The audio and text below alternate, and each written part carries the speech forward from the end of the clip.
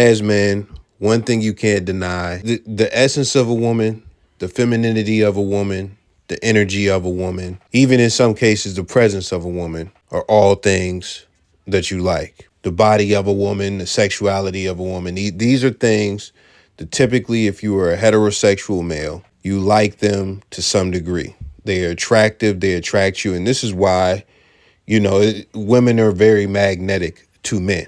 That's just what it is. We're talking about heterosexual men the whole way through. Just give that caveat. But this is the thing about that. When we look at different situations that I'm going to highlight, one of the things about women is that is weaponized against us. How much we love women is the root of what drives a lot of the manipulation that women do towards men. When you see everybody talk, they say the same things, a lot of the same talking points, but it's the truth. Is even before any of this, we all like any of this internet shit is very clear. Coochie is power, femininity is power. It's a man's world, but it's nothing without a woman. All that stuff. That is magnetic. The essence of a woman is magnetic, and we all really want coochie. We are all lustful to some degree. You have to fight against the lust as a man and stuff like that. That's how come you see all these no-fap movements and stuff like that. And that is also why you see priests and monks who are not supposed to be engaging in any sex, getting caught up in big sex scandals. You've heard a bunch of the stuff about priests messing with kids. And you probably haven't heard, but there was like a group of monks somewhere in Asia. I don't think they were Shaolin monks. I can't remember, but might have been Buddhist. I don't know. But they had a girl who was running through all the monks, right? Now, she was having sex with a lot of the monks who are religiously supposed to be abstaining from sex. So that's one thing to show you how powerful, like people who dedicate their life to their religion and who aren't supposed to be sexually deviant still end up being sexually deviant. They still, in mass, a lot of them end up feeding into it. But this is the thing about that story with the Asian monks. At a certain point, being that she had did all this sex with all these people, she began to try and blackmail the monks. She began to try and use the power of the sex that she was giving to these guys to exploit them. They wasn't going for it. They was like, shit, we could all go down. And they had her go to jail. They had her go to jail for the blackmail and stuff like that. But that innate value that women have as far as their sexuality, between their legs, etc., it is used for all types of manipulation towards men. When you look at somebody like Shannon Sharp, he doesn't end up losing $50 million or however much he lost, 20 million. He doesn't end up losing that if he says to himself, there's no reason that I should be dating or trying to smash a 20-year-old OnlyFans Insta thought, because she is sexy.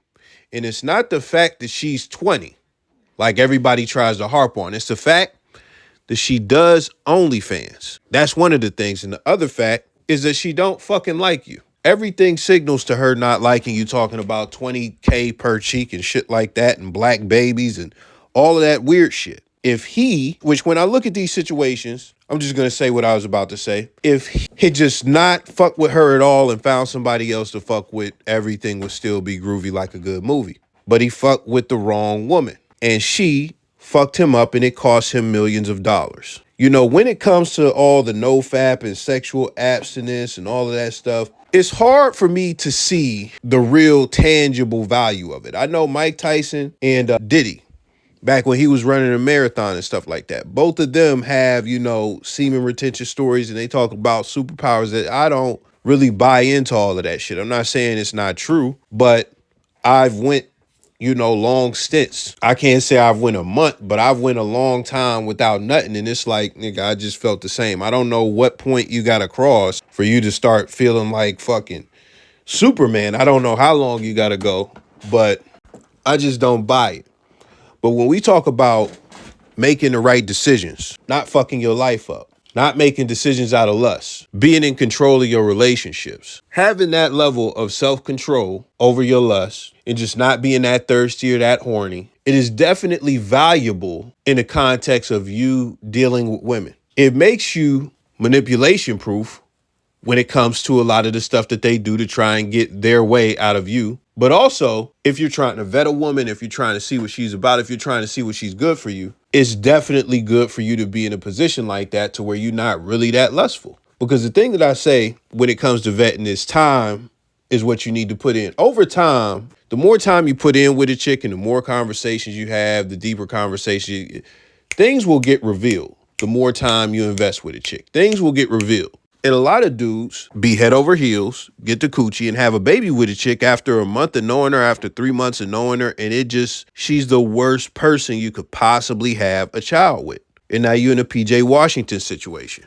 And another thing I say, you only going to be spending 15 to 45, 60 minutes at most, really, fucking this woman, right? You're going to have to spend, especially if y'all live together, something like 6 to 15 hours a day with her. 6 to 15, you're going to spend way more time, even if y'all don't live together. You going on a date is like an hour, 2 hours. You talking on the phone with her caking in days you're not even next to that shit or texting her or whatever. You're going to spend way more time with her outside of the bedroom than in the bedroom. So it's best if you know who exactly you're fucking with and if you guys are actually compatible. When you take the sex out of the mix, when you take your lust out of the mix, you really get the truth of who this woman is and how you and her mesh together. So that's one good thing as far as, sexually abstaining and having control over your lust that is powerful. And there are much more ways that women manipulate men. And we'll probably talk about that another day. But through sex is that's the most powerful weapon that they have. There are other antagonistic situations, and we'll talk about those another day. But for now, that's all I got for you. Let me know your thoughts. I am gone.